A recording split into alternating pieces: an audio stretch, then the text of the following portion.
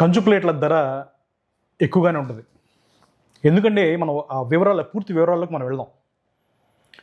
కంచు తయారవడానికి 80% రాగి, 20% తగరం వాడతారు, అంటే టిన్. ఈ రెండు మెటల్ల మిశ్రమంతో మాత్రమే కంచు అనే లోహం తయారవుతుంది. సహజంగా దీని గుణం ఏంటంటే విరిగిపోయే గుణం ఉంటుంది ఈ కంచుకి. సో అందువల్ల దాన్ని పోత పోసి ఆ పోతని హ్యాండ్ క్రాఫ్టెడ్తో మనుషులు చేయడం వల్ల అది ఎక్కువ బరువు వస్తుంది ప్లేట్.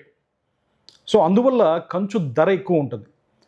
సహజంగా మార్కెట్లో దొరికే కంచు ప్లేట్లు ఎలా ఉంటాయంటే జింక్ కలపడం వల్ల తక్కువ వెయిట్లో అసలు మామూలుగా మన ఇంట్లో తినే స్టీల్ పళ్ళెల్లాగా వస్తాయి.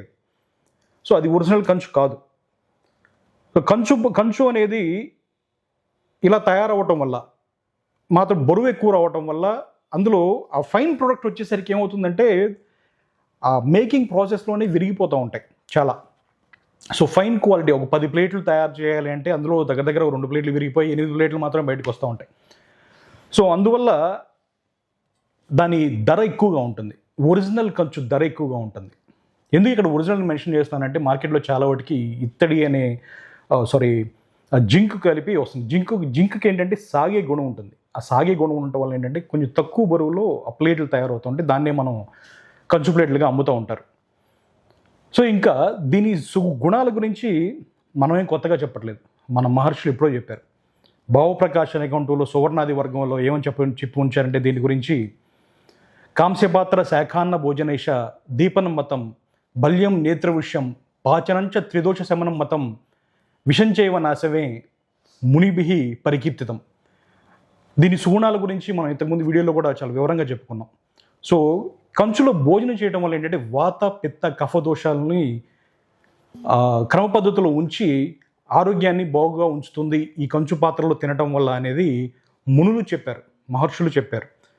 సో దీనిలో వేడి అన్నం వడ్డించుకొని తినటం వల్ల ఆ సుగుణాలు సూక్ష్మధాతువులు ఆ వేడి అన్నంలో కలిసి ఈ లోహాలు సూక్ష్మధాతువుల రూపంలో ఆ భోజనంలో కలిసి అవి మన కడుపులోకి ఆహారం రూపంలో వెళ్ళి ఆరోగ్యాన్ని కాపాడవలసిన రీతిలో ఇవి పనిచేస్తుంటాయి.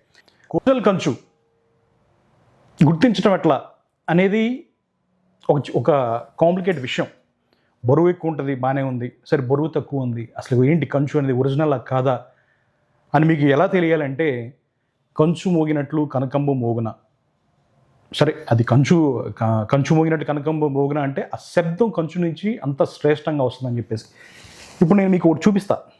ఇక్కడ చూడండి, మన దగ్గర దొరికే ఒరిజినల్ కంచు ప్లేట్ ఇది, ఒరిజినల్ కంచు ప్లేట్. సో దీని శబ్దం ఒకసారి విందాం మనం.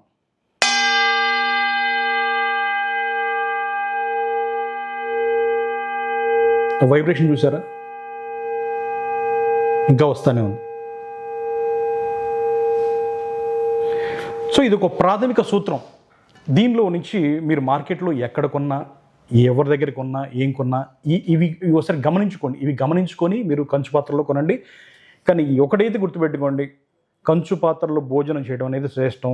మన ఇంతకుముందు జనరేషన్స్ ఏంటంటే కంచు పాత్రని మెయింటైన్ చేయలేమన్న కారణంతో దాన్ని పక్కన పడేశారు. ఎందుకంటే అప్పుడు మనం పొయ్యిల మీద వంట చేసుకున్నాం, దాని మసి బాగా పట్టేది, క్లీన్ చేసుకుంటే ఇబ్బందిగా ఉండేది. ఇప్పుడు ఆ ఇబ్బంది ఏం లేదు, మనం హ్యాపీగా గ్యాస్ స్టవ్ మీద చేస్తున్నాం. క్లీన్ చేసుకోవడం అనేది కూడా చాలా ఈజీయే. అలా చేసుకోవడం వల్ల ఏంటంటే ఆరోగ్యమైన ఆ పోషకాలు అందుతాయి. సో మన దగ్గర తీసుకున్నా, ఎక్కడ తీసుకున్నా మీరు కంచులో ఈ ప్రైమరీ ఇవి చూసుకోండి జాగ్రత్తగా. ఎక్కడైనా అడగండి, ఇక్కడ కంచు ఏంటి అసలు అమ్మేవాళ్ళైనా తెలుస్తుందో లేదో ఒకసారి కనుక్కోండి. 80% రాగి, 20% టిన్ కలిపిన